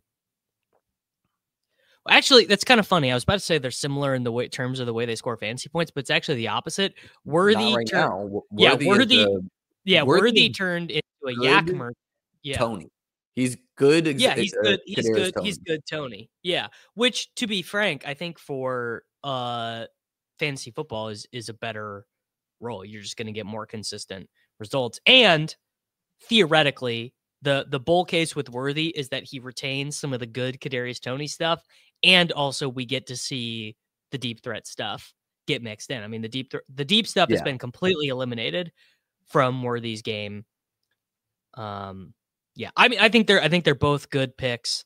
I like Rome. I like the Bear stuff. I would not be taking Rome over JMO, though. I disagree. I don't think we've seen Jameson Williams' ceiling. He Like, plays with Amon-Ra St. Brown, so the ceiling could be, what if he's doing JMO shit on 9.5 targets a game? the thing about the Lions is you're guaranteed 4 dome games a year minimum every year because they have a dome and so do the Vikings. More So than 4, you're guaranteed 9. why? The Bears and the Packers don't have domes. Well, they play in a dome. The Lions play in a dome. Oh yeah, and their home games. All their dome games. Yeah, so they're guaranteed like there'll always be around like 12 or so dome games a year. And it's like, dude, Jameson Williams' role seemed to grow almost weekly. He is an absolute star. He wins down the field. Like, could not think of a better fit for half-point PPR. You could say he's an idiot, and that's the reason. I was gonna say he is maybe one of the dumbest football players I've ever seen. Do you have any concerns about the Lions stepping back without Ben Johnson? I really haven't thought about it. I just haven't given it any thought yet. No, I don't. I think I think Dan Campbell is a smart guy. I think he is going to find someone. I think that's going to be overblown by people. Like, we give the market long enough, they'll steam on that. They'll be like, yes, Ben Johnson was the, thing that made the stirred or whatever. He stirred the drink, blah, blah, blah. I'm really not concerned about that. I think their defense, like, that's the risk, is that their defense is just good. And I don't know if it's that likely. Just seems kind of crazy to take a guy like Jerry Jeudy over the running backs in this range. Most routes in the National Football League last year. Yeah, he was a great 10th round pick or whatever he was. On me taking Jaden over Josh Allen, I really think as Josh Allen gets older, he's going to steal less touchdowns by the goal line as long as the Bills can afford him to. So, like, as long as they can, Joe Brady's back, they're going to let Cook take the touchdowns, Ray Davis take the touchdowns. And I don't see that risk with Jaden Daniels, where, to me, what do you do if you're the Commanders? You get him more weapons, you get a better O-line, and then you kind of figure out defense later. Like, you get some defenses, but they're not going to go from a pretty meh defense to an elite one overnight, I think. So I think Jaden Daniels, like, just safety of being QB1 seems pretty good. Where, I mean, Josh will always be a good fantasy quarterback. He'll always be 20 points per game at worst, but he's gotten there a lot by stealing these rushing touchdowns, which if he doesn't, should make some of the Bills' ancillary pieces better picks and him a more risky pick. Lamar's risk, I guess, is just that the defense gets much better. They don't get as many shootouts with the Bengals. And also, as he gets older, he loses a step, but I don't think that risk is next year. Yeah.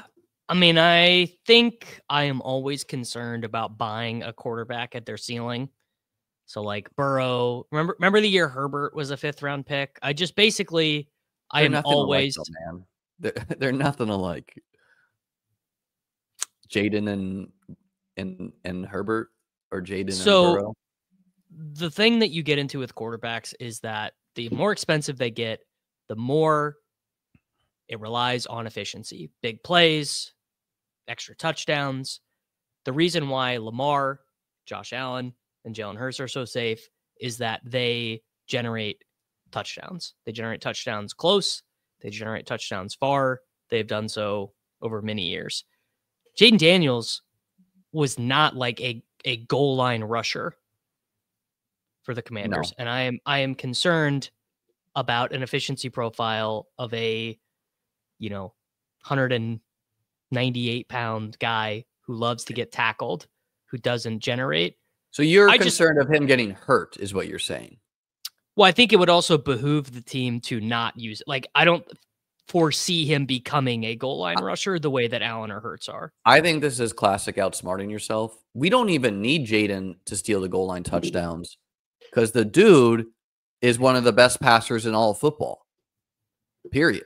Right? Like, he's really good. But we don't fucking lasers.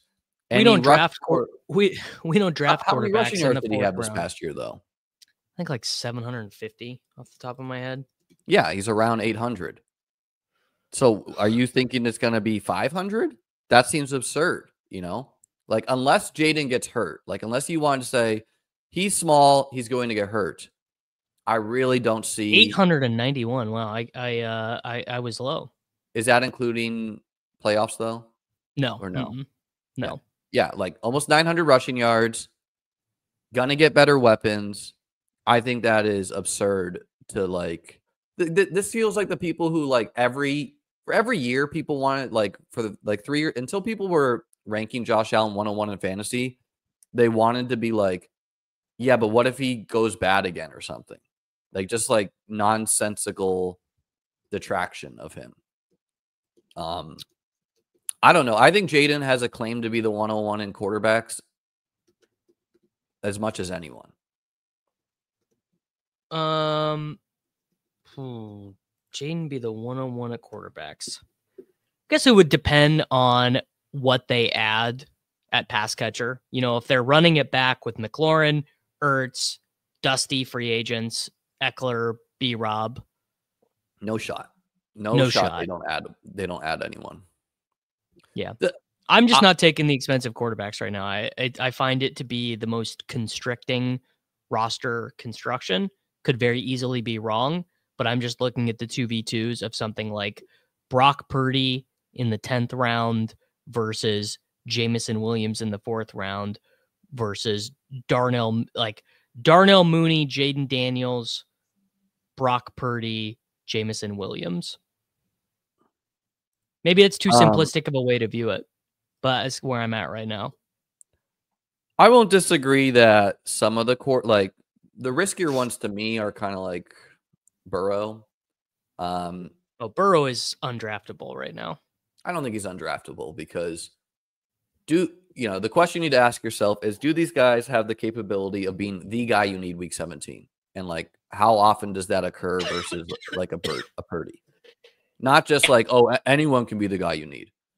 But I do like, as someone who just drafted 2 teams from the 111, what I'm realizing is like, I like Kyron, I like Jaden, but then really for these next 5th through 8th, I also like the running backs the best, like going Warren instead of Rashid Shaheed, who's coming off an injury. So yeah, like all else equal, I probably do want to be making Warren a wide receiver. And maybe Jaden too, a wide receiver. And because then I could go 4 wide receivers, 4 running backs versus what I've done here with quarterback, 5 running backs, 2 wideouts. So clearly I'm done at running back. Very similar team. Got Kamara instead of, I don't know, whoever the other guy was. Different wide receivers, different quarterback. Jaden is kind of a tough stack because you got Diami Brown. He's a free agent. You got Ertz, who knows what, what's your lean on Ertz? Is he going to do another year? He said, I'm not retiring. I mean, he came out and said, I'm not retiring and I want to be back with the Commanders. And it would probably behoove them to do that. I drafted Sinnott. Is that someone just gets signed that's better, Yeah. I mean, the risk is that Ben Sinnott, who was a 2nd round pick last year, actually ends up playing at tight end instead of H-back or whatever. Yeah, that's the risk too. I'm not like sweating the stacks early that much, if that makes sense. Like, I'm going for them, but I I'm not like forcing it. I'm like, dude, the money rounds are 11 months away. You know how much ridiculous shit is going to happen between I then hear you, and man, but now? it's so top heavy that if you think stacking is optimal for week 17, you need to sweat it a little bit. You need to be trying, Yeah, right? I certainly am trying, but I'm not going to like declare a team dead because No, and I especially have not when you Jaden have Jaden Daniels Daniels. naked. Yeah, Not exactly. when you have Jaden Daniels who can do it on the ground, right? And with how the market is, it's going to be hard to stack Jaden Daniels and Terry McLaurin currently because one goes at the 2-3 turn every time, and the other one goes at the 3-4 turn every time. So there will be some teams that Jaden Daniels falls to Terry, but that's what it will take. Like my team, I'm clearly probably going to try to get Stroud eventually. And I guess we're doing another super wide receiver heavy. Yeah, dude, this would be I mean, it could certainly be a leak, but I will not have any teams that look like this. Yeah, I mean, I don't build every team this way, but I am more willing to mix up the contexture of my teams.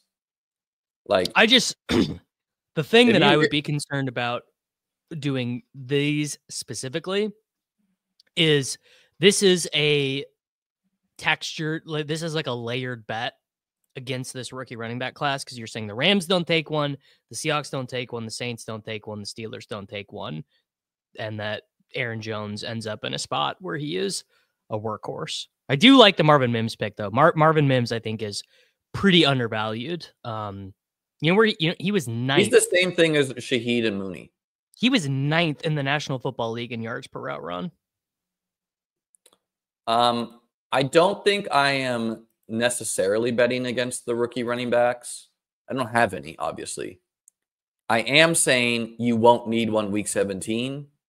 And I'm also saying that I don't know who those guys are yet. And enough of them are overrated, which could be right, could be wrong for this particular draft. I personally think that, like, some people think structure is their advantage. And I think that's nonsense. If people just think their structure is how they're going to win contests and they're going to just jam the same structure because they're the structure god and they know best, I think that's ridiculous. I think structure is table stakes, just kind of like, are you paying the rake or not? As far as like, are you building a structure that makes sense? So going back to my other team, if I had stopped at 8 wide receivers and added 3 more running backs, that would be an example of me not understanding the contest or the structure, right? Instead, I added 11 wide receivers. Is it going to work? Maybe not, but have I at least tried to rectify my weakness, right? On the other side, if I started with 5 wide receivers and I ended up with 10, that would be the opposite of me not understanding the structure, right? So, is it going to be what's optimal this year? Maybe, maybe not.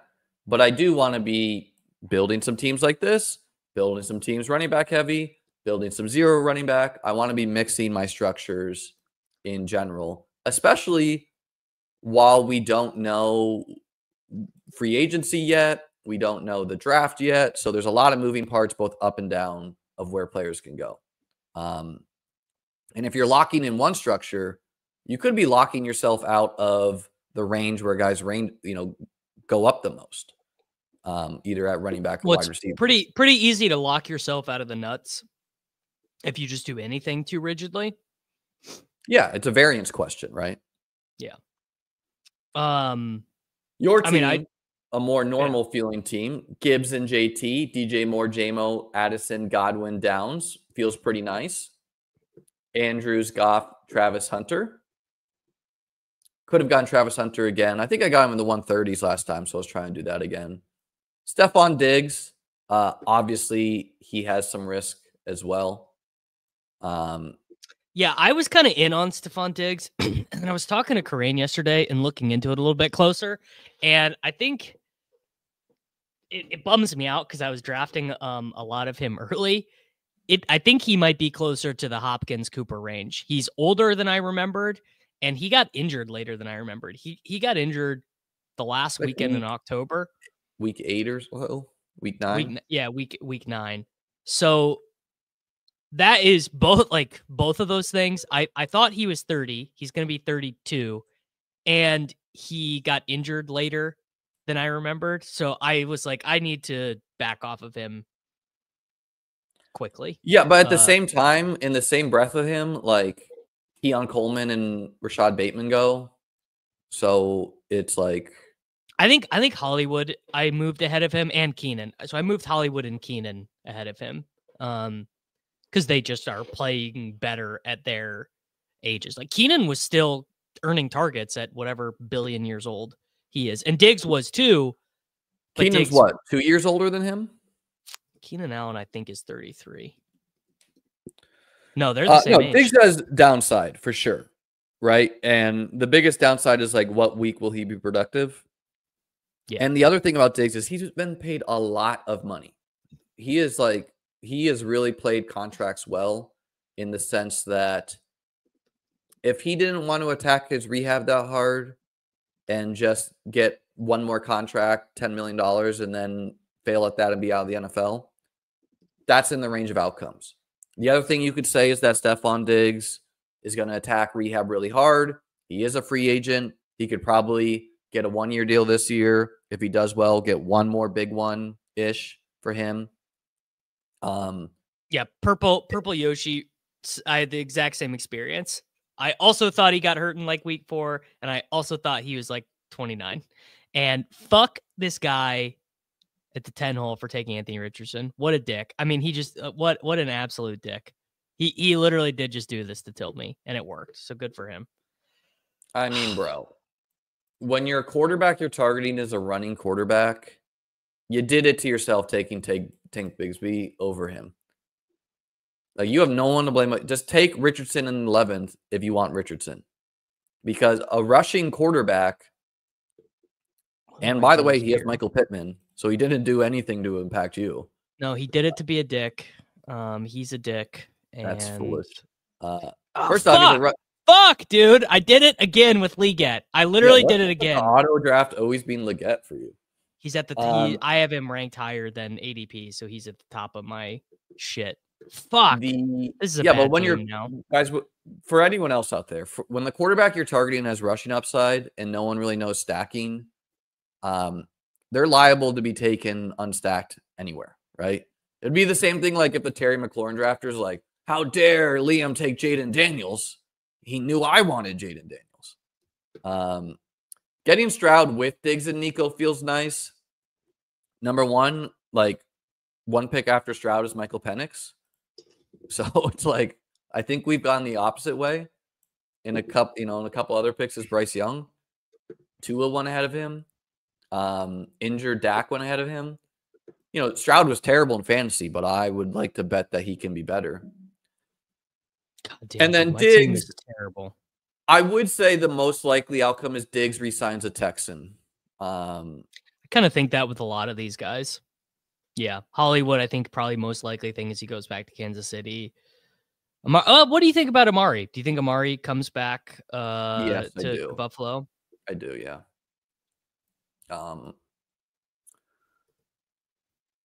Yeah, you know who's a bad pick? I think Jalen Coker in the 13th round is like. Maybe he could be a great pick, man. But it's not like there's a lot of risky picks here. I almost went Christian Kirk instead of Kincaid. Just to catch up at wide receiver some. Coker feels extremely Travis Fulgham-y to me. He like really popped on some of like the advanced stats though. Yeah, I'm not saying he's a terrible player, but it's like, so you're playing with Thielen and Leggett. Leggett was a first-round pick, so he's going to get like every opportunity to be on the field. Your team's terrible, so they probably take another wide receiver, and you're just like, I don't know, he could be just in totally no man's land. Like he goes ahead of like Dontavian Wicks, who like I get it. Wicks is a meme and he's terrible, but he's like locked to be on. 80 Mitchell, like a way better pick, I think. Yeah. He's not locked because they could sign someone. Isaiah Bond, don't know much about him, but rookie uncertainty seems good for this team. 10 picks past ADP. What's your vibe on him? Isaiah Bond is just like falling in these drafts. I don't understand it.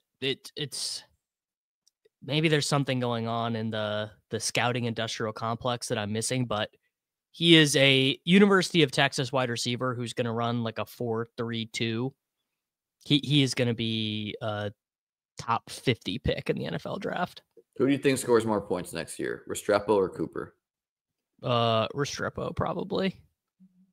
The thing about Cooper is I think the Bills will convince themselves with a full training camp he can be better. Maybe he was just really hurt. Maybe he was really hurt. Dude, we literally have no idea for some of these guys. Yeah. We really like or they really like that he, was like this lunch pail, like I don't care if I get the ball, blah blah blah. So seems to fit the team culture. But I don't know. I think the Bills are a pretty uncertain team right now, as are many, where you could like Curtis Samuel could be back or not, right? Dalton Kincaid, like what if he doesn't even get healthy from these? I don't know how serious these injuries are. I would bet that he is with a full offseason, but you never know. Keon Coleman.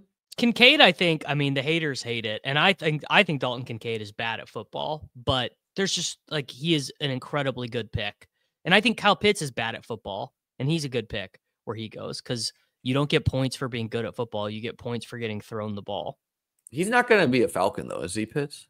You think? He's under contract. Okay. I saw some trade rumblings for him. Kyle Pitts, cause he was a first round pick too. I don't think Kincaid's range of outcomes are meaningfully different than Ingram and Ferguson. And they're much worse than Evan Ingram's because Goddard. Evan Ingram has already been a tight end. Ingram has downside too, though. He's gotten hurt. He's yes, but his range of outcomes is meaningfully different. Sure. If you want to say that the past is the only way to judge range of outcomes, and you don't want to say a third-year player could have the best season of his career, which seems foolish to me, you could say that. Kincaid, first round pick on the Bills. So his range of outcomes are very high in that sense.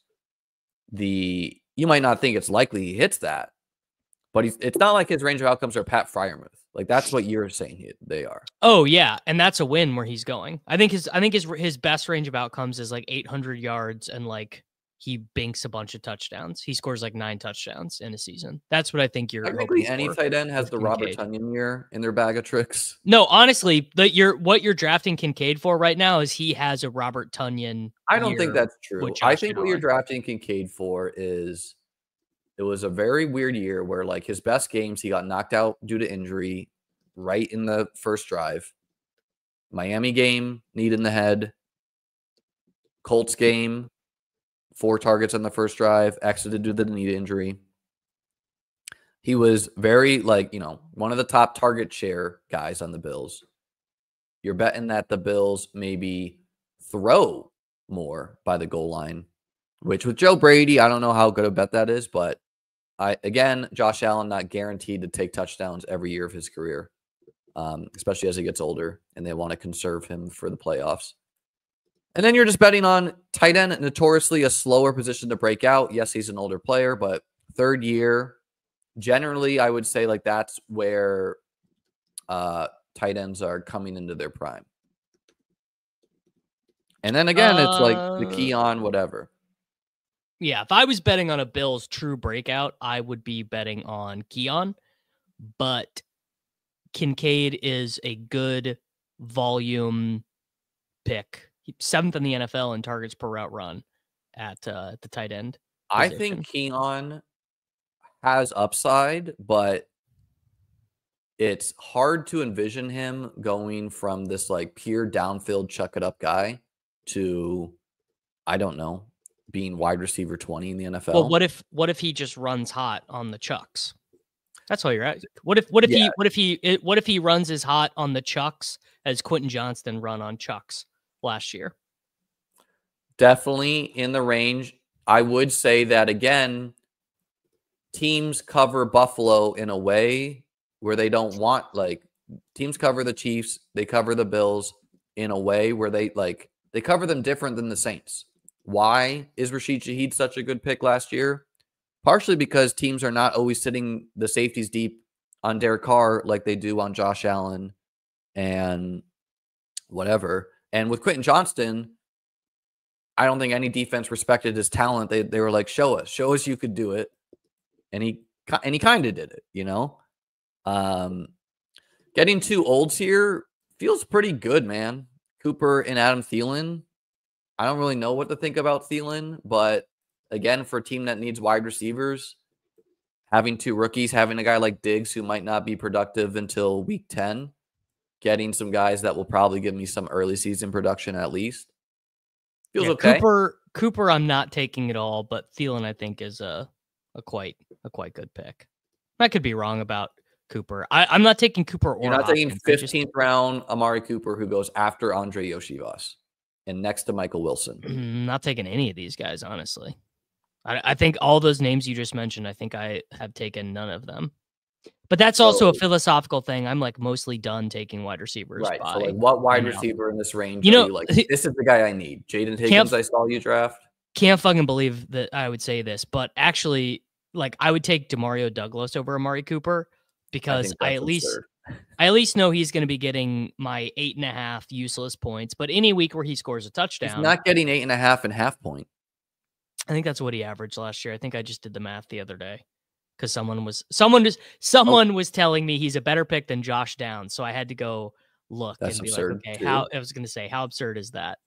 I mean, Douglas could legit lose his job, where the Patriots are going to add in a wide receiver, if not two, right? Now you could say the Patriots offense will be better, which they should be, but one of the ways you might make it better would be by removing Demario Douglas targets from it. Yeah, I mean that could happen as well. So I mean, it's not like Cooper couldn't lose his job too. Do I have a Saint on this team? Nope, I don't. Jackson Dart, come on down, brother. I think he's a good gamble. But I think I think he could end up going as high as pick 6 to the Raiders. Probably not, but I've seen it mocked. The case for drafting Cooper, Joey, very simple. He just was hurt last year, and he's going to be starting for a team and earning his usual volume. And his skill set fits half-point PPR. Like, his skill set does fit half-point PPR. That's if true. At worst he is just like this downfield guy, you would hope that he is like on the Bills, on the Commanders. Yeah, I mean, Cooper in round 15 is just a clear grab. Yeah, I agree. Chigakonko, I probably would have done it just because of the old school RuneScape stuff. Someone in one of my things said that he is a full-time RuneScape player. Wow. He does NFL on the side. As a joke, they're saying. I do like that. But was what you like to max your account, dude? Like, let me try to convey what that takes. Like, I played as a kid, like quite a bit, and I never got 99 in any skill. And it's like an exponential thing, right? Where it takes the same amount of time to go from 1 to like 92 in a skill as it does to go from like 92 to 99. So we're like, I don't know. Like, if he actually like played this account himself, someone's saying 3,500 hours. I think that might be light to like fully max your account. Like, he must have been playing every day, like instead of watching tape or something. Kind of love that, dude. I mean, at least he's not like going to the club or whatever, you know? Could you conceivably, I've never played RuneScape, I don't know anything about it. Could you conceivably, like if you had a home gym, could you conceivably have RuneScape on and be playing it like in between sets? Like, could you go to the bench press, bang out like 10 sets, and then come back to it? There's two things. Number one, there is RuneScape mobile now, where so like yeah, you could be like doing that and play on your phone. And two, he could technically have botted or like hired someone to play his account, but like what Elon Musk does. Yeah, basically, but without the fanfare. But he to me, like I listened to like 5 minutes of an interview and it just doesn't seem like that happened. Yeah. Someone said it's like 4,500 hours if you get 70K experience an hour.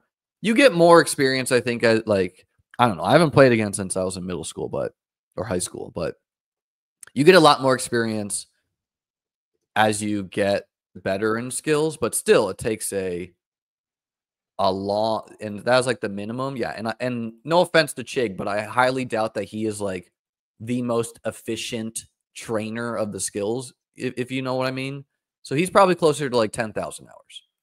What if he's just really good at it though? I mean, can you be a NFL person and also the best RuneScape guy? Maybe. So Diamond Brown, free agent, but I don't know. I think you would power rank the Commanders as the most likely team to sign him. He might not be starting for them.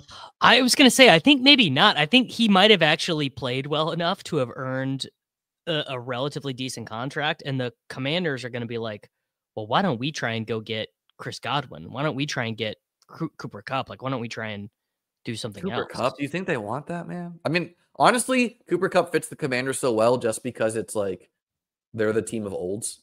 And they're, it's like literally replace Zach Ertz and Cooper Kupp, Spider-Man pointing meme. Yeah.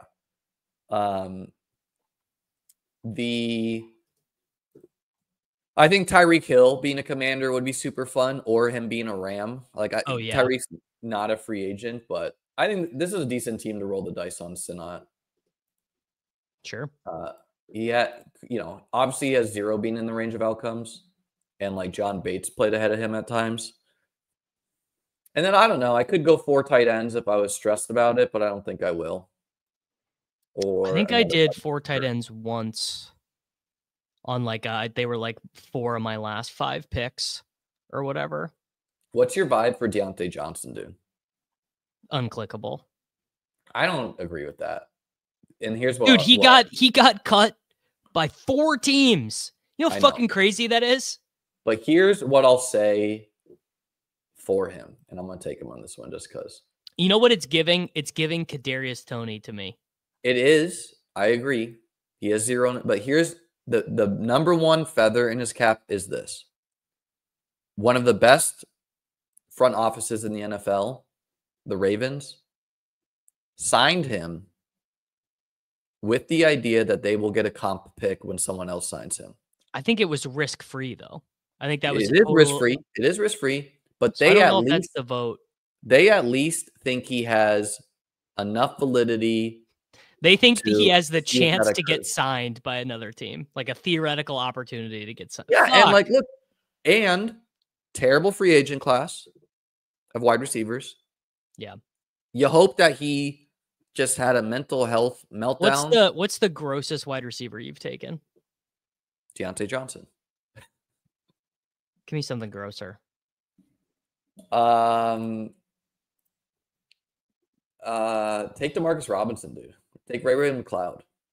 Roman Wilson. That is as gross as I can get. I think that's gross, actually. I think that's a pretty good bet. It's the same thing as taking Jermaine Burton, really. It's like, okay, so for Deontay, the ideal is that like a team like the Commanders signs him. The Chargers obviously won't do it again. The Texans obviously won't do it again. But there's a lot of teams that need some wide receivers. The Packers could maybe want someone. And again, he's a 20th round pick, bro. If he's a 0, whatever. It's not like there's not any zeros going higher in the draft. But he's not a guy I would want to like take a huge stake on. Like I've just always thought Deontay Johnson stinks. So like There've always been like Deontay Johnson truthers. Like people were like jamming him in the 6th round or whatever last year. I've never been that guy. I've never been that guy. Yeah, I've been a big hater. So I'm not I gonna. have been a big hater because I don't think his game matches. But like, bro, you hate the price, not the player.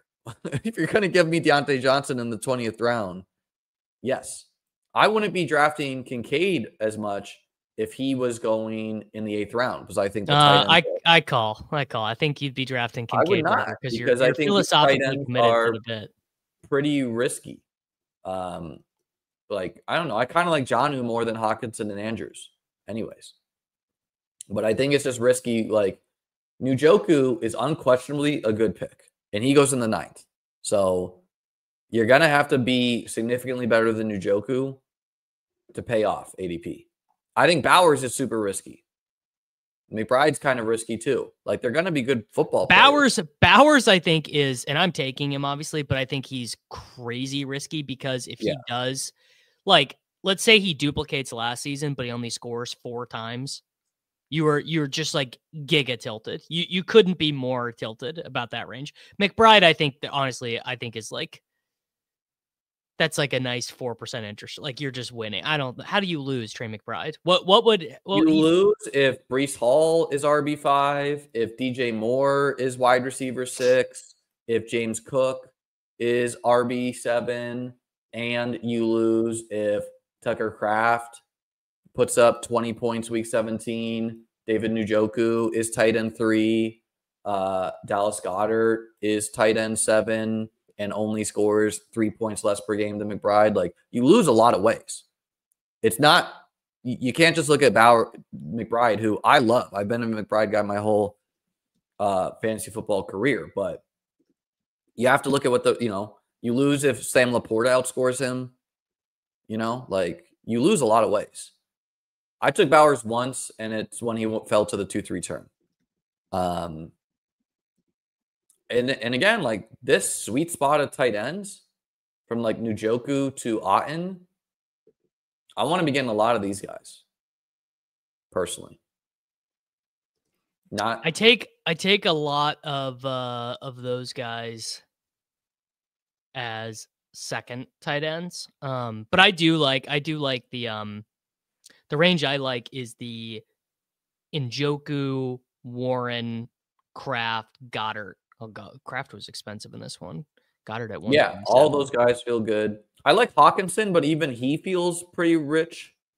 I haven't been take the wide receivers are so good where Hawkinson goes. How do I take Hawkinson over Jennings? How can you say that when Trey McBride goes in the 3rd round? Because Trey McBride is going to have a 28% target share on a league average or better than league average. How often do you think George Kittle straight up outscores Trey McBride? Very low. Like almost like on it. 27% of the time or something. Yeah, I mean, I think Vegas at worst would have it as like 35 to 40%. Right? And there's a 2-round difference. Well, Kittle is it's just like Kittle's also older. Kittle has more Kittle has probably Kittle's the Alvin Kamara of tight ends. You're like, he's old, he's good. It's actually not even really about the age. It's about does any tight end have more target competition than George Kittle? It's miserable. He plays with. We don't even know what the target competition is. We know it's really good. We know minimum. He is playing. I don't agree with this. Yeah, that is you're directionally accurate, but you're taking it too far. He would need to be hurt for that to occur. And the other thing is like McBride, lovely guy. But what if Marvin Harrison Jr. takes like a big step year 2? And then you got Kyler. Then you're still that's just eliminating Michael Wilson and Greg Dortch and who's the other fucking guy? They got to add a third guy too. They could add a third legit guy in the draft. I think they're more likely to add a vertical guy. You have a guy like Kyler who is he's not going to throw for 40 touchdowns ever, probably, right? No, probably not. He's going to be like 25 touchdowns. And so McBride will be better than he was this past year, where he scored 1 touchdown or 2. But let's call it like 5 or 6, you know? You can probably cobble that together. So for McBride to be a good pick, he needs to either dust the field, kind of. He needs to average like 15 to 17 points in half point, or he needs to be the guy you need one of the playoff weeks, or more ideally week 17, which obviously he has that in his range of outcomes. Frankly, I don't really care about any of that. Trey McBride, 8th most targets in the NFL last season. I'll let whatever else happen. Like, I'm not trying to control for how many touchdowns does he score. You're not trying to consider what the market gives you as a whole, is what you're saying. You want to think about the player, not what's available. I want to think about, which is fair. I want to think about who is most likely to create a lever. Is a 19.7 points per game running back more likely to create a lever? Because Liam, you know this better than anyone. The secret in fantasy football is that basically 90% of guys don't matter. Maybe more. Honestly, about every season, there's about 5 or 6 guys that matter. I think Trey McBride, infinitely more likely to be the guy that matters over McLaurin, over Brees, over Moore, over Evans, over Cook, over Lamar, over JSN, over Kyron, over Marvin Harrison. Because we already have the yards and the targets. And if just whatever, I'm not saying how it happens, but I'm just saying it does. Trey McBride backdoors his way to an 11 touchdown season. He scores some long ones, some defenders trip, whatever. He is certainly going to be the guy that you needed to have, at least in terms of creating a lever at the tight end position. He scores 11 touchdowns. He is putting Brock Bowers in a kennel. He needs to do all of that to gap the field. And even if he gaps the field, you know, like getting a running back that averages 20 points per game, if you can get some tight end points later through sheer quantity of guys. Because how I used to think about tight end is like, yes, I do think Trey McBride might average a similar amount of points per game as DJ Moore, as JSN, you know, as Garrett Wilson. Maybe these guys all average the same points. But what you can cobble together by just throwing together 3 decent guys, it's not that hard to replicate a Trey McBride type season in the median by doing that, right?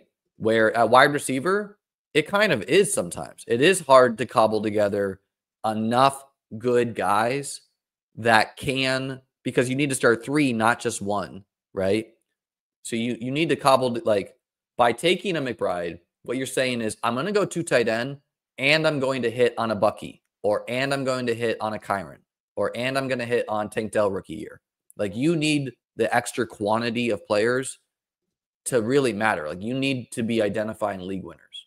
Because we know that, like, all likelihood, Otten's a pretty good pick. Ingram's a pretty good pick. Pitts, you know, like, all these guys are pretty good picks that are going to give you points. They're going to have some spikes.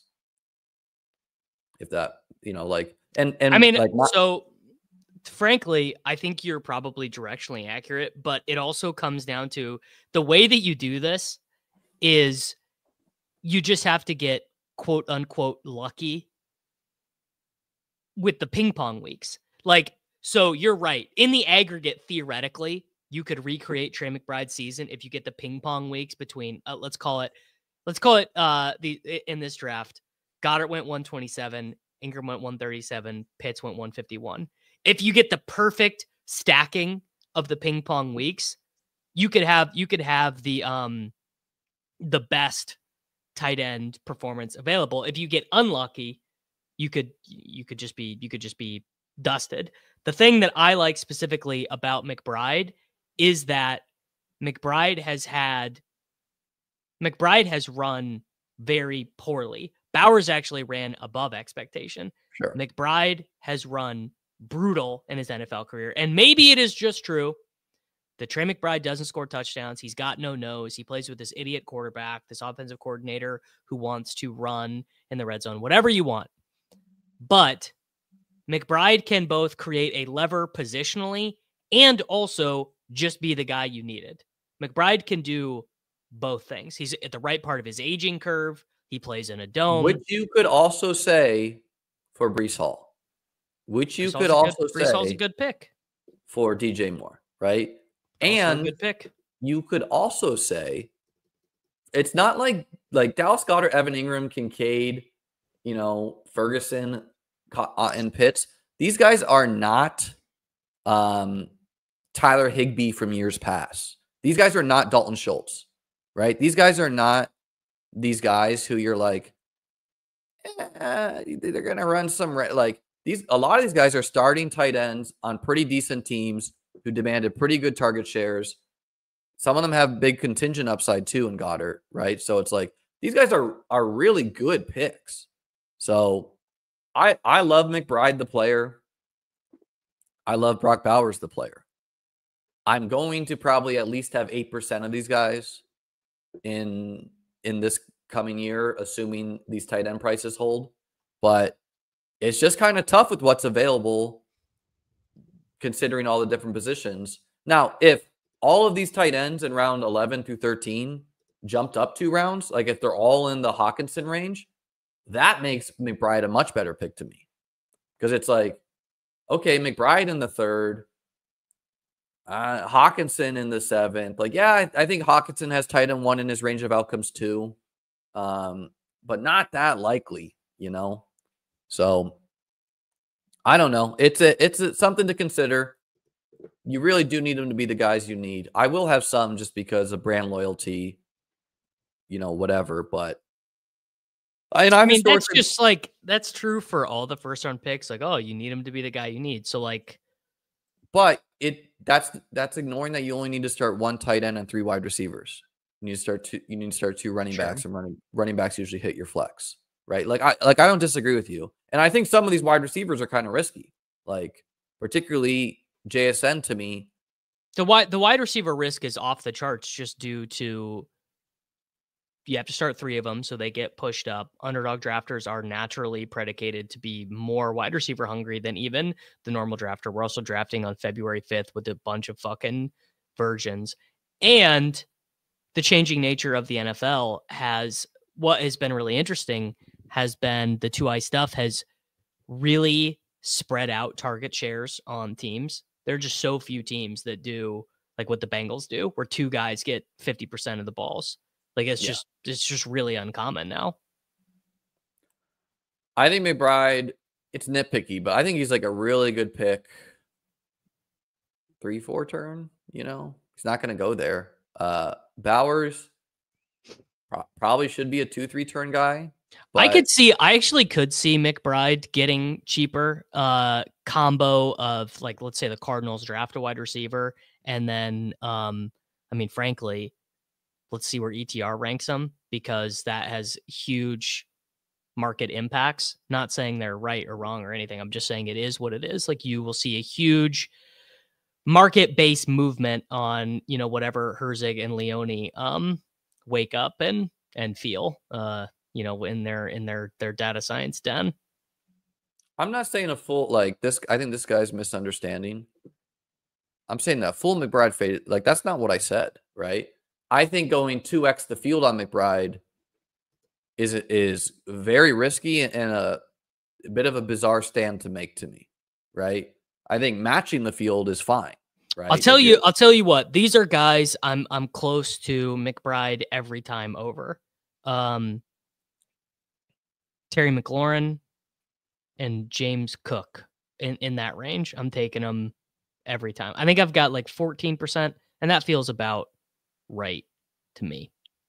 So you would be okay having 0% James Cook and all Trey McBride.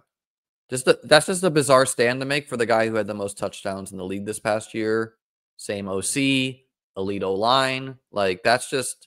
Well, Cook you is need cheaper. To be so confident Ray Davis is really going to Wally Pip Cook, and or Cook gets hurt, to fade a running back that in all likelihood will be 15 to 20 points per game and has slate breaking ability.